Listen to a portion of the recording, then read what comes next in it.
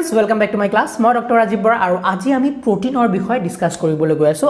আজি আমি বিশেষকৈ প্ৰটিনৰ এটা ওভাৰভিউ লম। তাৰ পিছত নেক্সট ক্লাছৰ পৰা আমি প্ৰটিনৰ তোমালোকৰ যি সিলেবাসৰ টপিক খিনি আছে সেই টপিক বিলাকত হাত দিম। ঠিক আছে? এতিয়া আমি পঢ়িবলৈ গৈ আছো প্ৰটিন। ওকে। স্যাৰ আমি প্ৰটিনহে পঢ়িবলৈ গৈ আছো, বাট আপুনি যে জন এব্ৰাহামৰ ফটো দেখুৱাই আছে আমাক, এটো কি কথা?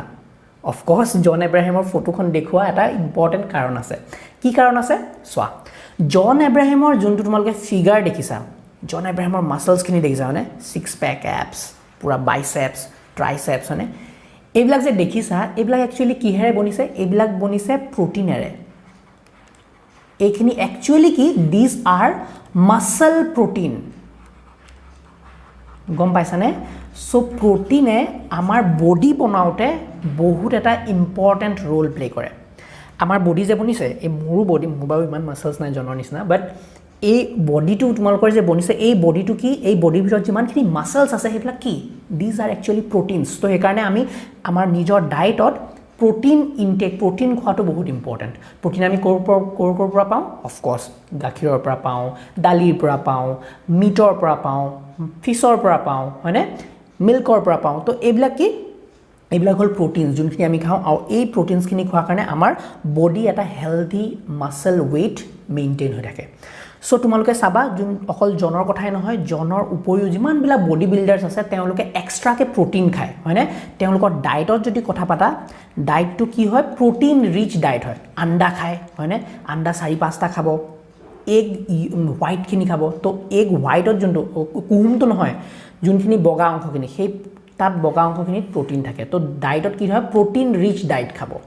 কিয় প্ৰটিন ৰিচ ডায়েট খাইছে? বিকজ এই মাসল ওয়েটখিনি মেইনটেইন কৰি ৰাখিবলৈ। তো যিমানবিলাক বডি বিল্ডাৰ্স আছে হেঁতে প্ৰটিন বেছিকৈ খায়। গম পাইছেনে? সো বেছিকৈ কাৰ্বহাইড্ৰেট খালে কি হ'ব আকৌ?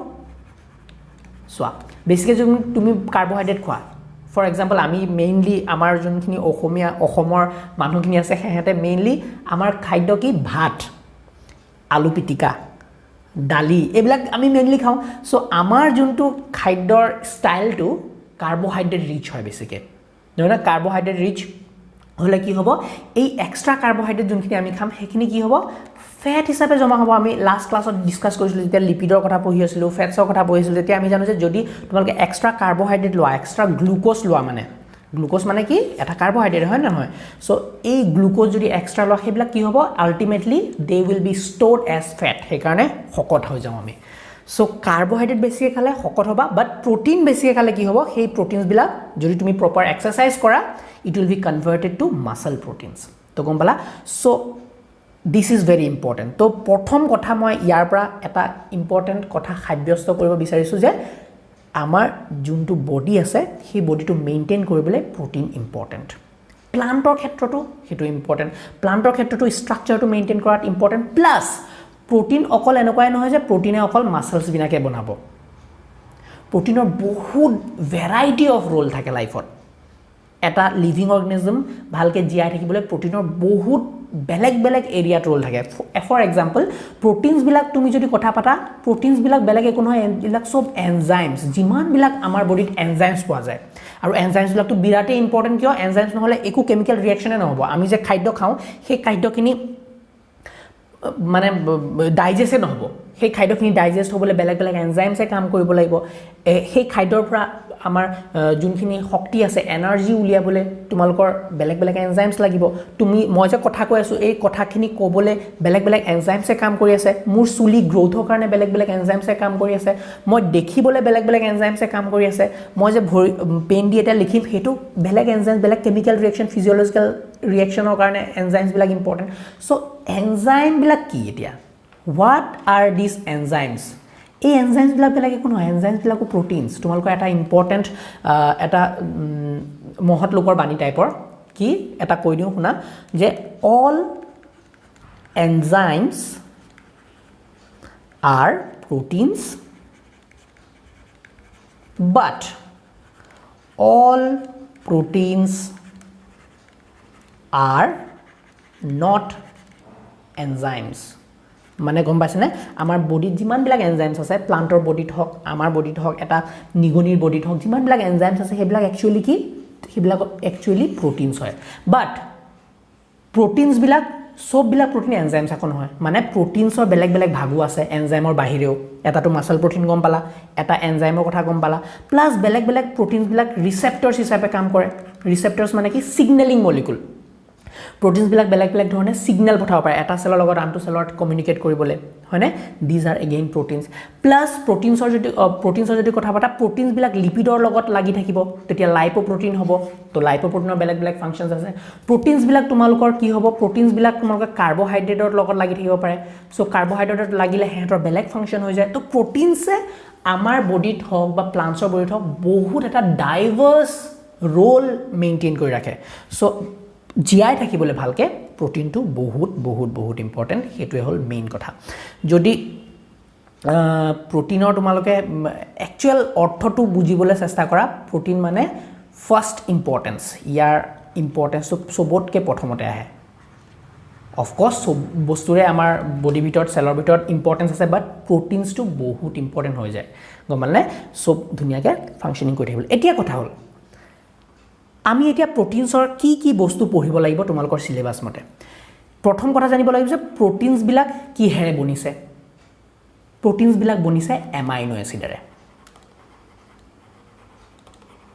প্ৰথম কথা এতিয়া এমাইনো এসিডছ বুলি ক'লে তোমালোকে কি বুজিবা এনেকুৱা কিছুমান কম্পাউণ্ডছ যি য'ত নেকি কাৰ্বন আছে হাইড্ৰোজেন আছে অক্সিজেন আছে নাইট্ৰোজেন আছে এইবিলাক মিলি পেলাই এমাইনো এসিড বনে ওকে আৰু এমাইনো এসিড বিলাক লগ লাগি পেলাই প্ৰটিনছ বনায় এতিয়া এমাইনো এসিডৰ কথা পাতিলে আমি জানিব লাগিব এমাইনো এসিডৰ ষ্ট্ৰাকচাৰ সো এমাইনো এসিডৰ ষ্ট্ৰাকচাৰৰ বিষয়ে জানিব লাগিব কেনেকুৱা different types of amino acid পোৱা যায় হেতু জানিব লাগিব মই কৈ যাও এমাইনো এসিডৰ যদি ষ্ট্ৰাকচাৰ পঢ়া আমি ডিটেইলছত ডিসকাস কৰিম বেসিক ষ্ট্ৰাকচাৰ এটা যদি কথা কওঁ সো এমাইনো এসিডত কি থাকিব এটা কাৰ্বন আছে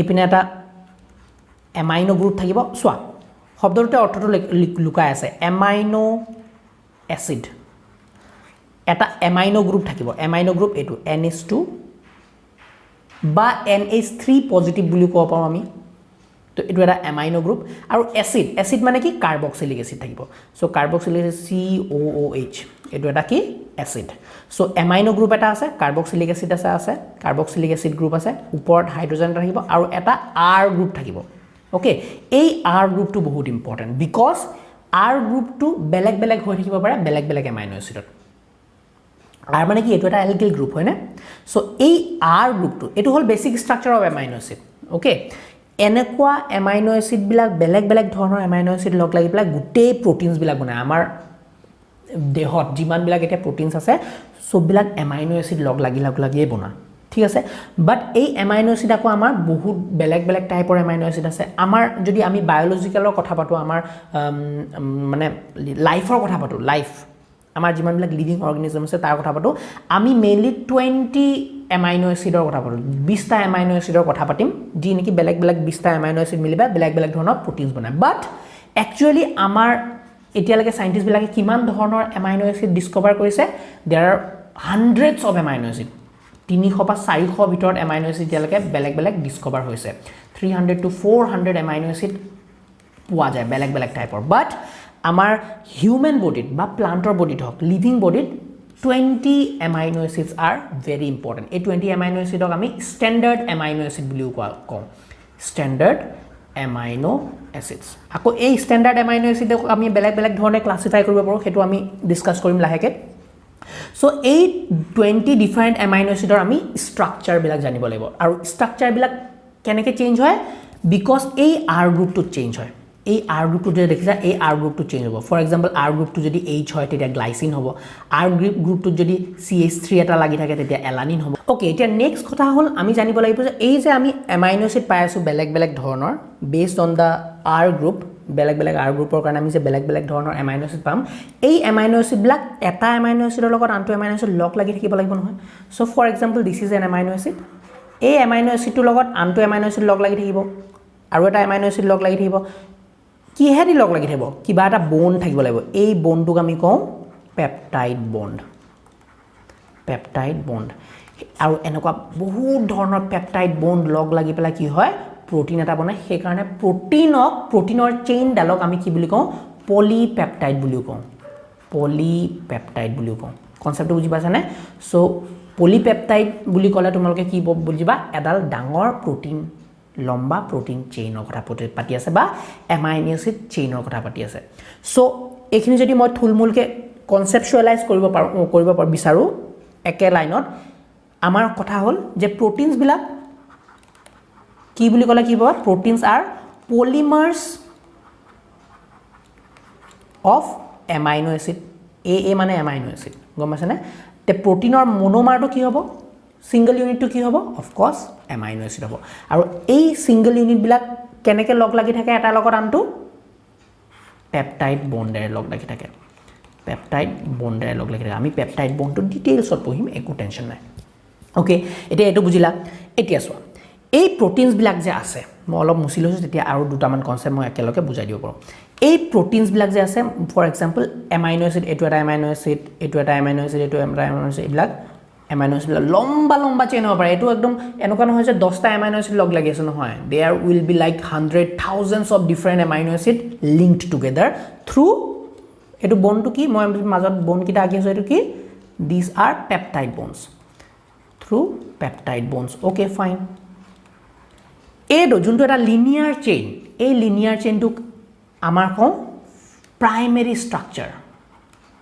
বা ফাৰ্স্ট ডিগ্ৰী স্ট্ৰাকচাৰ প্ৰটিনৰ মানে এটো প্ৰাইমেৰী স্ট্ৰাকচাৰ যত নেকি অকল এমাইনো এসিড বিলাক লিংক লাগি থাকে এতিয়া প্ৰটিনৰ যেতিয়া আমি স্ট্ৰাকচাৰ পঢ়িম ডিটেইলছত আমি পাম যে প্ৰটিনৰ 4 টাইপৰ স্ট্ৰাকচাৰ আছে 4টা বেলেগ বেলেগ টাইপৰ স্ট্ৰাকচাৰ আছে কি কি প্ৰাইমেৰী সেকেন্ডাৰী টাৰচিয়াৰী কোৱাটাৰনাৰী তো এটো এটা ওভাৰভিউটো দি দিও যাতে তোমালোকৰ পিছলে যেতিয়া আমি ডিসকাস কৰিম ডিটেইলছত তেতিয়া ইজি হয় তো এটো যোনটো লিনিয়াৰ চেইন এটো প্ৰাইমেৰী স্ট্ৰাকচাৰ তাৰপিছত কি হ'ব এই প্ৰাইমেৰী স্ট্ৰাকচাৰৰ এমাইনো এসিড বিলাকৰ বেলেগ বেলেগ ফাংশনাল গ্ৰুপ থাকিব ফৰ এক্সাম্পল ইয়াত OH আছে কোবাত NH3 আছে NH3 পজিটিভ কোবাত NH2 আছে এই সৰু সৰু লোকেল কিছুমান ইন্টাৰেকশন হ'ব ফৰ এক্সাম্পল OH ৰ লগত NH3 পজিটিভৰ ইন্টাৰেকশন কিবা এটা হ'ল তো কি হ'ব এই ইন্টাৰেকশনৰ কাৰণে এই লিনিয়াৰ যোনডাল চেইন আছিল হেটো অলপ মডিফাই হ'ব অলপ মানে বেলেগকে স্ট্ৰাকচাৰ এটা বনিব ইয়াত ওচৰতে তো এনেকুৱা ধৰণৰ স্ট্ৰাকচাৰ বনিব পাৰে ফৰ এক্সাম্পল এনেকুৱা ধৰণৰ কেংকু স্ট্ৰাকচাৰ বনিব পাৰে বা এনেকা অলপ শীট টাইপৰ বনিব পাৰে সো এটো হ'ল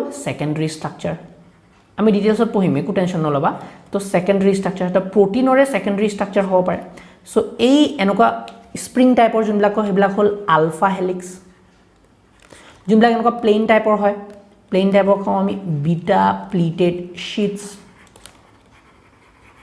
এটো secondary structure next protein structure আমি কেনেকুৱা দেখিব পাৰো ফৰ এক্সাম্পল লোকেল ইন্টাৰেকশন হ'ল এতিয়া ইয়াতে ধৰি লোৱা কিছুমান আৰু অলপ মডিফিকেশন হ'ব সো মডিফিকেশন হ'লে কি হ'ব ইয়াত টাৰচিয়াৰী স্ট্ৰাকচাৰ এটা পাম টাৰচিয়াৰী স্ট্ৰাকচাৰত কি হ'ব এই গুটেই প্ৰটিনডাল এনেকৈ ফোল্ড হ'ব এডাল চেইন যেতিয়া ফোল্ড হয় আৰু ফোল্ড হয় মানে সেকেন্ডাৰী স্ট্ৰাকচাৰতকে অলপ আৰু বেছিকে ফোল্ড হ'বলৈ ধৰে বিকজ অফ দা ইন্টাৰেকশনস হেতু হল টাৰচিয়াৰী স্ট্ৰাকচাৰ গম পালা ফাইনালি কি হ'ব কেতিয়াবা প্ৰটিনছ বিলাকত অকল এডাল চেইনে নাথাকে এডাল পলিপেপটাইড চেইনে নাথাকে there are 3-4 polypeptide chain linked together to form the final protein গম পাইছানে সো হেতু হল ফাইনেল কোৱাটাৰনেৰী স্ট্ৰাকচাৰ তো কোৱাটাৰনেৰী স্ট্ৰাকচাৰত কি হ'ব এডাল চেইন ধৰি লোৱা ফোল্ড হ'ল হয়নে তাৰপিছত আকৌ এডাল চেইন ফোল্ড হ'ল বেলেগ এডাল চেইন ফোল্ড হ'ল তাৰপিছত ধৰি লোৱা এডাল আৰু এডাল চেইন ফোল্ড হ'ল আৰু এডাল চেইন ফোল্ড হ'ল তো এই 4-5ডাল চেইন যেতিয়া ফোল্ড হ'ব একেলগে আৰু এই গুটেই বেলেগ বেলেগ চেইন মিলি পেলাই এটা কমপ্লিট প্ৰটিন বনাব সো এই প্ৰটিনটোক আমি কি বুলি কওঁ this is the final protein আৰু এই স্ট্ৰাকচাৰটোক আমি কি বুলি কওঁ কোৱাটাৰনেৰী স্ট্ৰাকচাৰ তোমালোকৰ যদি এক্সাম্পল চোৱা আমি ধুনীয়াকৈ হেমোগ্লোবিনৰ স্ট্ৰাকচাৰটো চাম সো হেমোগ্লোবিনত আমি বেলেগ বেলেগ 4টা বেলেগ বেলেগ স্ট্ৰাকচাৰ পাওঁ আৰু সেই স্ট্ৰাকচাৰবিলাক কেনেকৈ লগ লাগি থাকিব সেইটো বিষয়ে আমি ডিটেইলছত ডিসকাস কৰিম তো চোৱা এটা কথা হ'ল আমি প্ৰটিনৰ স্ট্ৰাকচাৰ পঢ়িলো লাহেকে এই প্ৰটিনৰ স্ট্ৰাকচাৰটো এটা স্পেসিফিক ওয়েট ফোল্ড হ'ব কথাটো গম পাইছানে এদিন নহয় যে এনেকৈ মই আঁকি দিছো এনেকৈ হৈ গ'ল এনেকৈ হৈ গ'ল নহয় এটা সব প্ৰটিনৰ মই যদি হেমোগ্লোবিনৰ কথা পাতো এটা বেলেগ ষ্টাইলত ফোল্ড হ'ব মায়োগ্লোবিনৰ কথা যদি পাতো বেলেগ ষ্টাইলত ফোল্ড হ'ব যদি মই ৰেটিনাৰ কিবা এটা প্ৰটিনৰ কথা পাতি আছো ৰেটিনল কিবা এটা প্ৰটিনৰ কথা পাতি আছো ফৰ এক্সাম্পল তো সেই প্ৰটিনটো বেলেগ ধৰণে ফোল্ড হ'ব সো প্ৰত্যেকটো প্ৰটিন তোমালোকৰ বডি ভিতৰত যে আছে প্ৰত্যেকটো প্ৰটিন এনজাইম হওক ৰেগুলেটৰী প্ৰটিন হওক মাসল প্ৰটিন হওক বেলেগ বেলেগ ধৰণে ফোল্ড হ'ব depending on what depending on the structure depending on the amino acid that is present তো primary structure কেনেকুৱা ধৰণৰ amino acid আছে সেই amino acid টোৱে ডিসাইড কৰিব যে actual final protein টো structure টো কেনেকুৱা হ'ব fold টো কেনেকুৱা হ'ব সেই কাৰণে তোমালোকে যদি মন কৰা যদি আমাৰ এই amino acid টো খেলিমেলিকে লাগে যত নেকি মিউটেশন হলে হয় For example, এটা amino acid থাকিব লাগিছিল গ্লুটামিন তাৰ বডলি ভ্যালিন এটা আহি গল তো কি হ'ব protein folding টো উল্টা পুল্টা হৈ যাব তো protein folding is again a very important point যেটি আমি প্ৰটিনৰ কথা ডিসকাস কৰো গম পাইছানে so protein folding is very important next point next topic to তোমালোকৰ protein folding পাবা so protein folding টো একদম exactly specific হ'ব লাগিব এটা নিৰ্দিষ্ট প্ৰটিনৰ কাৰণে যদি সেই ফোল্ডিংত খেলিমেলি আহি গল proteiner activity to খেলিমেলি হৈ যাব ফৰ এক্সাম্পল এটা ইম্পৰ্টেন্ট এনজাইম আছে আৰু সেই এনজাইমটো যেতিয়া ফোল্ড হৈছিলে সেই প্ৰটিনটো যেতিয়া ফোল্ড হৈছিলে তেতিয়া মিস ফোল্ড হৈছিলে যোনটো নৰমাল ফোল্ডিং হেতু হোৱা নাই মিস ফোল্ড কে প্ৰটিনটো বনিলে কিবা কাৰণত এমাইনো এসিড এটা বেয়াকে লাগিলে এমাইনো এসিড ডিলিট হৈ গল কিবা হল খেলিমেলি হল আৰু সেই এনজাইমটো যেনে ধৰণে ফোল্ড হ'ব লাগিছিল হেতু ফোল্ড তেনে ধৰণে নহল আৰু সেই প্ৰটিনটো এটা কি হ'ব হেতু বেকাৰ প্ৰটিন এটা নন ফাংশনাল প্ৰটিন এটা ডিফেক্টিভ প্ৰটিন আৰু যেটা ডিফেক্টিভ প্ৰটিনটা তোমাৰ বডিত বনিব then it will lead to various problems তোমালোকৰ ভেৰিয়াছ ডিজিজ কৰিব ক্যান্সাৰো কৰাব পাৰে গম পাইছানে তো এইবিলাক বস্তু আমি ডিটেইলছত ডিসকাস কৰিম লাহে লাহে সো ফাইনালি আমি প্ৰটিন ফোল্ডিংৰ কথা পাতিম আৰু প্ৰটিন ডিনেচুৰেশনৰ কথা পাতিম প্ৰটিন ডিনেচুৰেশন মানে কি যদি এটা প্ৰটিন তোমালোকে গৰম কৰি দিয়া সবত বেছিকে বা এটা প্ৰটিন যোনটো pH-ত কাম কৰে সেই pH-তকে বেছি pH বা লো pH-ত ৰাখি দিলা সো প্ৰটিনৰ যোনটো এই ষ্ট্ৰাকচাৰটো আছে যোনটো নেকি স্পেসিফিক ষ্ট্ৰাকচাৰ থাকিব লাগে সেই ষ্ট্ৰাকচাৰটো কি হ'ব খেলিমেলি হৈ যাব ভাঙি যাব মানে তো প্ৰটিন ভাঙি যোৱাটো কি বুলি কওঁ ডিনেচাৰ সো প্ৰটিনৰ ষ্ট্ৰাকচাৰটো ভাঙি যাব ডিনেচাৰ হৈ যাব আৰু ডিনেচাৰ হলে পেলাই কেনেকুৱা প্ৰবলেম আহিব পাৰে হেতু বিষয় জানিব লাগিব সো এইবিলাকে সৰু সুৰা টপিক তোমালোকক লৈ আমাৰ প্ৰটিন টপিকটো দিয়া আছে and we will discuss that in the next class যদি ভিডিওটো ভাল লাগিছে please like the video subscribe to my channel আৰু লগৰ সমনীয়া বিলাকৰ লগতো প্লিজ শেয়াৰ কৰি দিবা let's make this channel a popular channel within our biology community. Thank you so much. Meet you in the next class. Bye bye.